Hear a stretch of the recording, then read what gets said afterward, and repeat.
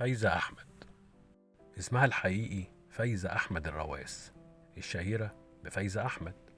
اتولدت في صيدا، لبنان، يوم 5 ديسمبر سنة 1934. أبوها وأمها اتطلقوا. اتجوزت الأم من راجل تاني اسمه أحمد بيكو. سافرت على سوريا سنة 47. فايزة قابلت المونولوجيست عمر النعامي واتجوزته. عمر كان أكبر من فايزة ب20 سنة. خلفت منه بنتها في ريال. بعد كام شهر اتطلقوا. أخد منها بنتها. بعد كده اتجوزت ضابط سوري اسمه مختار العابد. خلفت منه بنتها أماني واتطلقت برضه. واتجوزت من صباح أباني أخو نزار قباني. وقف جنبها سندها، حقق حلمها. طبعا عارفين حلمها هو ايه؟ الشهرة في الغناء. بالفعل أنتج لها كام أغنية كانت السبب في بداية صيتها. سنة 56 الإذاعة المصرية بعتت لها دعوة علشان تدخل لجنة الاستماع وتعتمد كمطربة. في الوقت ده قابلت الموسيقار محمد الموجي، أعجب بصوتها جدا، لحن لها أنا قلبي إليك ميال. سنة 57 نزل فيلم تمر حنة. الفيلم نجح نجاح كبير جدا. طبعا أغاني الفيلم كانت سبب رئيسي في نجاح الفيلم، وبالذات أغنية الدلع كله يما القمر على الباب. طبعا يتقال إن الأغنية كلها خلاعة ومياصة، والشيخ كشك ما سابهاش في حالها. قال الناس طلعت القمر وإحنا قمرنا على الباب. بعدها غنت أسمر يا اسمراني في الوسادة الخالية. الأغنية دي عملت عداوة بين فايزة والعندليب لمدة 15 سنة. قال إيه العندليب ما جابهاش معاه في الفيلم؟ طب يجيبك يا ست فايزة علشان تقفي كومبارس، يعني يا دوب تغني غنوة كده وانتي على المسرح وما يكونش ليكي دور. المهم غنت بعد كده ست الحبايب مع محمد عبد الوهاب في عيد الأم سنة 58. الحقيقة من كتر غيرة فايزة على شغلها كانت في مشاكل مع زمايلها المطربات والمطربين كمان. هنقول ازاي بس في وقته.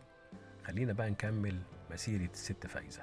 سنة 61 عملت فيلم أنا وبناتي مع زكي رستم. الفيلم كالعادة كسر الدنيا. بعدها قالوا عليها مطربة الأسرة. عارفين ليه؟ عشان غنت الأم زي ما قلنا فوق، وتعالى لي يابا أغنية للأب وللأخ حبيبي يا أخويا.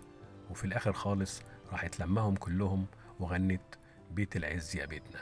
علشان كده سموها مطربة الأسرة. سنة 63 فايزة قابلت محمد سلطان. أول لقاء كان بينهم عزومة في بيت فريد الأطرش. أول ما شافته أعجبت بيه جدا. كان بيشتغل في التمثيل أدوار صغيرة كده يعني. قالت له بقول لك إيه، أنت حسك الموسيقى عالي جدا، أنت هتبقى الملحن الخاص بيا. طبعا هو استغرب، بس هي فنانة عارفة يعني إيه تكتشف واحد من حس الموسيقي.